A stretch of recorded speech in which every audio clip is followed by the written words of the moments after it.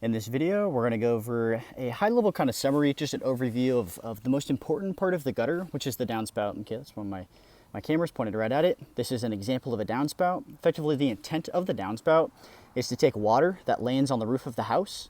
The roof guides it to the gutter. The gutter has a very slight angle, and it should be sending or pushing the water towards the downspout.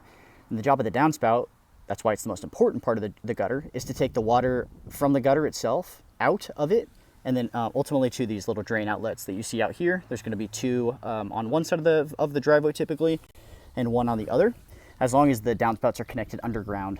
The alternative situation that you're going to see is the downspouts themselves are just cut off right here instead of tied underground. And then it just sprays water right here instead of being tied underground and taking the water to one of these drain outlets. It's right here in this case.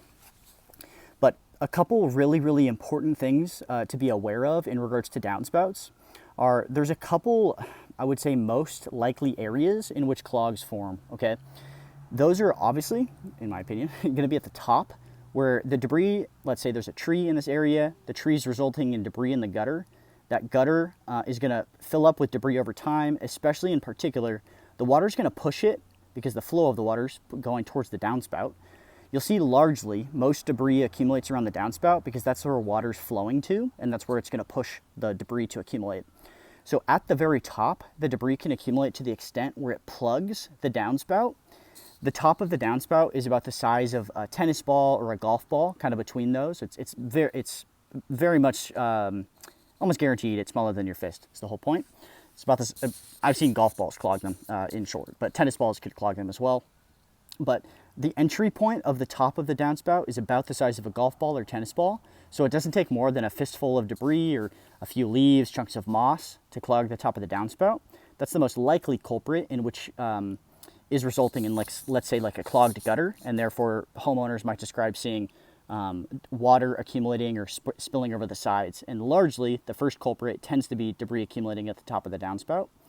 The second culprit tends to be the elbows, because it looks like a bent elbow, right? This top little section. Imagine your elbow being bent in that orientation.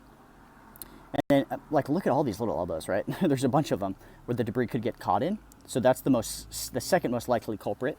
Even occasionally, because this given home in particular has underground drainage, probably more than half the homes that we serve are connected underground, where the bottom of this downspout is connected to like a black tube, and that black tube runs underground to the drain outlets.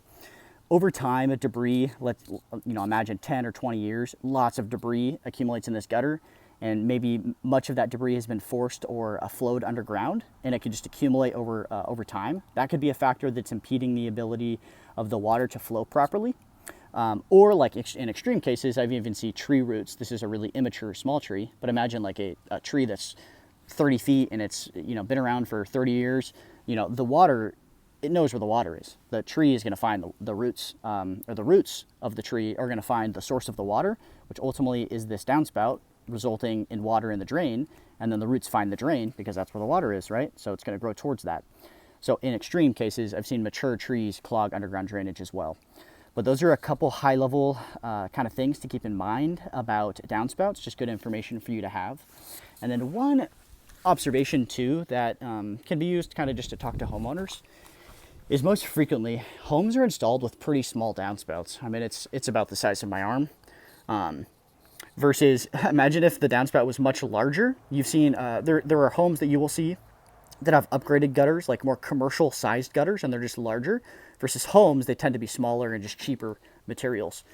So the size of this can result in clogs forming more quickly because it's just very small, so therefore less debris is required to clog the downspout itself. So those are some observations about downspouts and just some important things to keep in mind when it comes to gutter cleaning, and obviously use this information when talking with customers because they're going to be impressed with the information that and kind of the expertise that we have in regards to their particular problem that they're calling us to solve. So keep these things in mind about downspouts.